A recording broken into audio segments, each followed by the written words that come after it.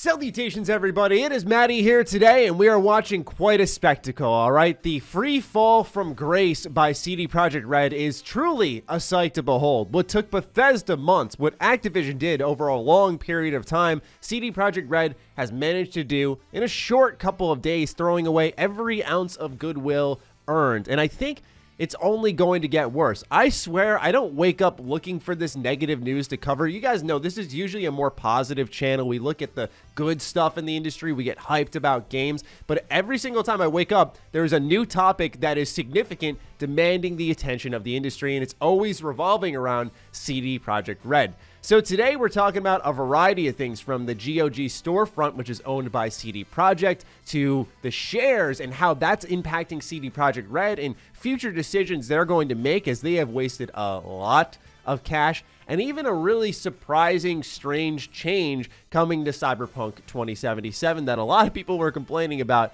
And reading the patch notes for this is going to be hilarious. But anyway, ladies and gentlemen, another day full of Cyberpunk 2077/CD Projekt Red related news. If you're new here, be sure to hit the subscribe button. We talk about RPGs here a lot. I swear, I know it's been a lot of Cyberpunk, and it's been great. The channel's been doing well. I'm not unaware of that, but I do have a lot of other things I would like to talk about. So let's get it started with what I think is the most important one, and that's where CD Projekt Red is financially. You may be asking yourself, why would I even care? Why does this actually matter to me? In fact, you may feel vindicated by all of this when you see the numbers and you see how poorly they're doing. But the reality is that a company will respond in a way that keeps them afloat, and I think you're going to see this impact future games, most notably the Cyberpunk 2077 multiplayer mode, as well as The Witcher's mobile Monster Hunter game, whatever the heck that thing is. But anyway, this article comes from Bloomberg. I'll have it linked in the description down below. We're reading some of the major highlights here, but the headline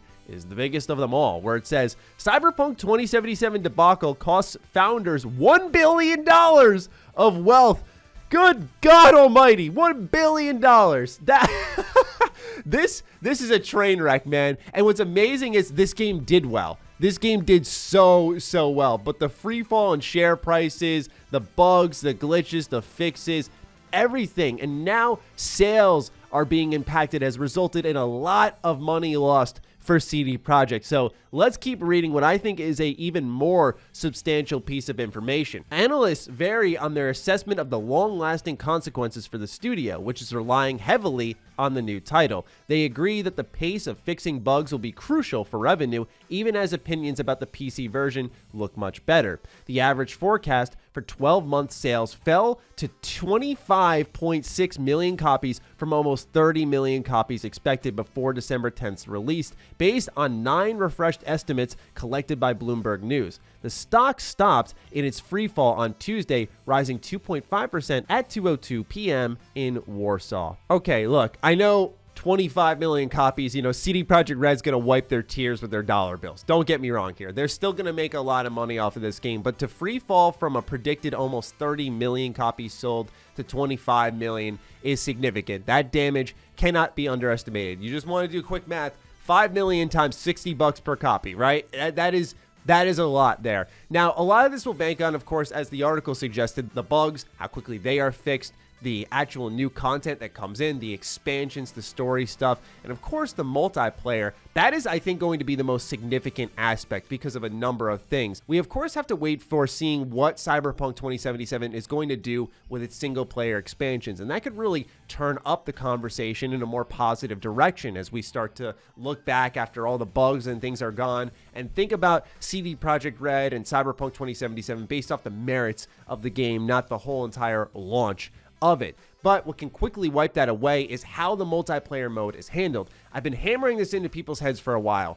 When you see your stocks free fall like this, a company will react. It obviously doesn't take a genius to just look at these numbers right here and go, this isn't good. Even if you know nothing about shares, stocks, companies, business, economics, you don't have to. It's just one look at the chart and it tells you a very clear tale. with that in mind, a company is going to respond and they want sustained recurrent revenue. Now, the difference here is that CD Projekt owns GOG, Good Old Games, the digital storefront. We're going to be talking about them in a little bit. So they do have recurrent revenue there, which is why I'm always kind of surprised when people go, wow, CD Projekt Red, they're such good people. They give us free DLC. I'm like, yeah, if they owned like the biggest competitor next to Steam, they should be giving away free stuff. They make so much money. But I think what you're going to start to see is Cyberpunk's multiplayer maybe push monetization more. That's more recurrent revenue within what I imagine would have been a free-to-play type of expansion. What you're also going to probably see is that Witcher game push monetization if it's going to be free-to-play. And as always, I will say this, when something is given to you for free, it is totally understandable that they will have monetization methods in there. They just need to make money somehow, but it's about how aggressive they are. And right now, CD Projekt Red needs to make up some ground and then build confidence with their investors, so they may end up turning more aggressive. And I could totally see a world where you see CD Projekt Red pushing the monetization really hard in Cyberpunk's multiplayer, and they go, what a fall from grace. But you just have to look at this right here and realize how they in particular need to respond, because they based everything around one game. That one game is not doing well enough, and so they need to find other ways to generate revenue. It's just that simple. The article also includes this. Brokers including Morgan Stanley and Barclays PLC are now predicting that a multiplayer component of Cyberpunk, crucial for long-term sales, may take longer to prepare. The studio plans to release a strategy update in the first quarter of 2021. This will be quite telling because this is when the first patch is going to come out, and also with the multiplayer, if it's good, it can lead to a resurgence in Cyberpunk and CD Projekt Red's good faith. I don't think it's as dismantled, it's just they've done a lot of, as this video will highlight, stupid things consecutively that have really brought the thunder down on them. But you know, I'm one of those people who I am very upset with how I've been treated as a consumer, as a reviewer even, and I'm very upset how they have handled everything across the board with this situation. But, you know, just like I did with Bethesda, I don't want to send them out right away. I would like to see if they can earn my trust back. I'd like to see if they could start making some smart decisions again for the consumers, not with good PR in mind, but just for the consumers. That's what really got people to like them and say, look at what they did with The Witcher 3. Look at the lack of predatory monetization here and the free content. This is great. This is what people wanted. And obviously, I've said for years, CD Projekt Red needs to operate as a business. That's totally fine. They need to make money, but it's about how aggressive you are. I think there is a fine line that you can set between being a business, making your money, while having the morals of respecting your customers. So this will be a true test for CD Projekt Red. How exactly is the entire developing team going to respond with content? How is CD Projekt Red and its overhead of executives, which are making a lot of the money calls here, going to respond?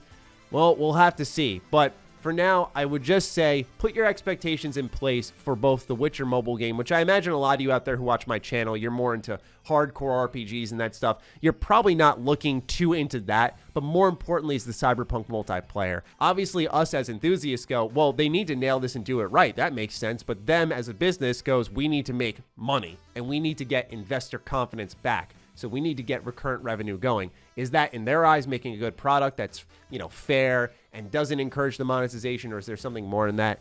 I don't know. We don't even know what this multiplayer is going to be. Is it going to be PvP, or is it going to be like a GTA Online kind of shared open world? That would be really cool to see. But how does that work on last-gen consoles if it can't even run the single-player component? There's a lot of pieces to it, and CD Projekt Red is really going to have to figure it out, especially with their knack for delays. I'd be surprised if we even saw it in 2022 after all of this crap.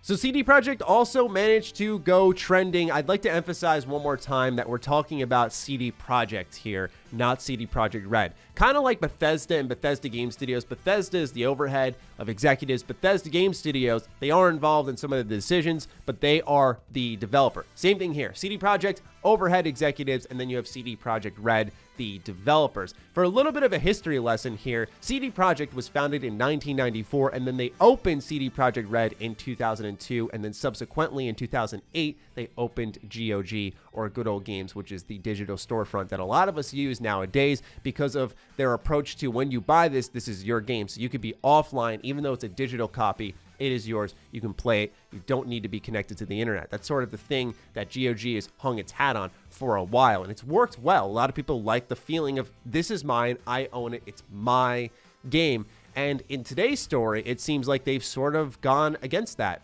So there's this game called Devotion, which went through its own set of controversy with the Chinese government earlier this year. I'd actually just read up about this, and it's by a team called Red Candle Games, who posted a tweet saying, "Hello, friends. We want to share with you Red Candle will publish Devotion on December 18th on Good Old Games. The same content and the price of the re-release remains the same at $16.99. Thank you for your trust and support. We wish you a happy end of the year." So they took it off the storefront originally. They fixed the content that the Chinese government had an issue with. It never really came back. This was its time to return, and it was going to happen through Good Old Games. But then GOG posted a tweet afterwards saying, "Earlier today, it was announced that the game Devotion is coming to GOG. After receiving many messages from gamers, we have decided not to list the game in our store." So I don't know anyone who believes this. When you look at the replies, everyone's down there just going, you can just say clearly what you're doing here, which is them trying to make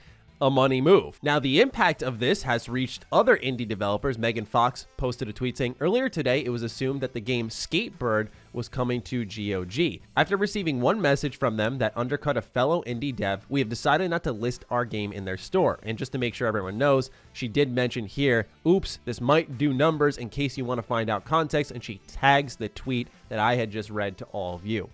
So CD Projekt is now moving indies off of their own platform. We'll see if any other indie developers do respond in support of Devotion. This is currently a developing story, so there's not much else to go on. So I do want to move on to this last kind of hilarious story right here. And this has to do with a frequent amount of, where's a physical object? Because I can't use the word. Kind of like this, like purple loot item thing that starts with a D. Yeah, that's like all over the world in Cyberpunk. And it's one of the more funny, like, are they trying to, exaggerate the sexuality of this universe, or is this just a bug?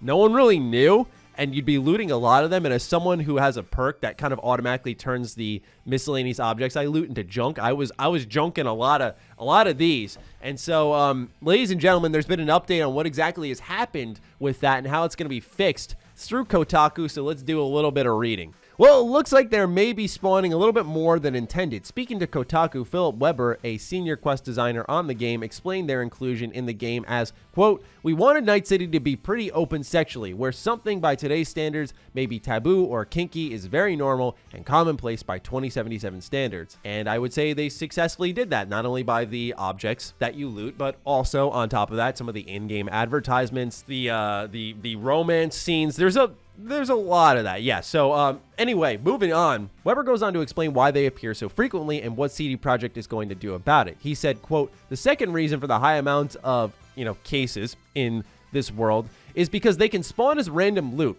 and we were still tweaking those settings. So especially during the early reviews, the amount of, glasses cases that I have here in the game world was pretty high. We're going to adjust them so that the glasses cases," my God, how many times did he say this thing? "Don't appear too out of place / context and distracting, and more where they should be by design." So that's good news, right? Like, it was kind of distracting. It was something that I thought was just a part of the universe, and maybe I was just being a little weird about it. But it seems that was not the case, and that they are going to reduce the number of encounters with these right here. So that is great to see. Good patch, and like I said in the beginning of the video, reading the patch notes for this is going to be hilarious when they say reduce the amount of that you encounter in the world. That's going to be hilarious. But anyway, CD Projekt Reds and CD Projekt in general, their free fall from grace continues on here between the GOG storefront as well as what's happening here with the $1 billion in wealth lost. I mean, wow, you could not have predicted this, right? I think a lot of people thought the game would be a little buggy and there would be some type of mess here, but I mean, to say that it would be anything close to this, I don't think anyone ever anticipated it. Like, you could not fathom it would go this far, now carrying into the GOG storefront and impacting indie devs and just the overall hurting reputation of CD Projekt as a whole. It is not a good time there, man. And I feel bad for the devs who worked really hard on Cyberpunk and made a great game. I think a lot of people understand that underneath the bugs and glitches, there is something there. It may not be the most impressive thing in the world to a lot of people. Some people will really like it, but it's really unfortunate that people who worked hard poured their hearts into great stories. Some of those side quests are incredible. Some fun gameplay, great builds. It's kind of being swept under the rug because there's so much other stuff talk about right now. So my heart goes out to the devs, but anyway, it's still information worth sharing. It's still information that you deserve to know. So when you make a purchase, like say on GOG, you know who you're supporting, right? Like that money goes to CD Projekt. So keep in mind what storefronts you're using, where you're storing your games. All of this connects in one way or another. So let me know what you're thinking of all this information in the comments down below. Other than that, follow me on Twitter, follow me on Instagram. Those links are in the description down below. Big thank you to all of the patrons, all of the members who continue to push the limits of the content here. And with that, I'll talk with all of you soon. Stay sexy, stay active. I love you all. Peace.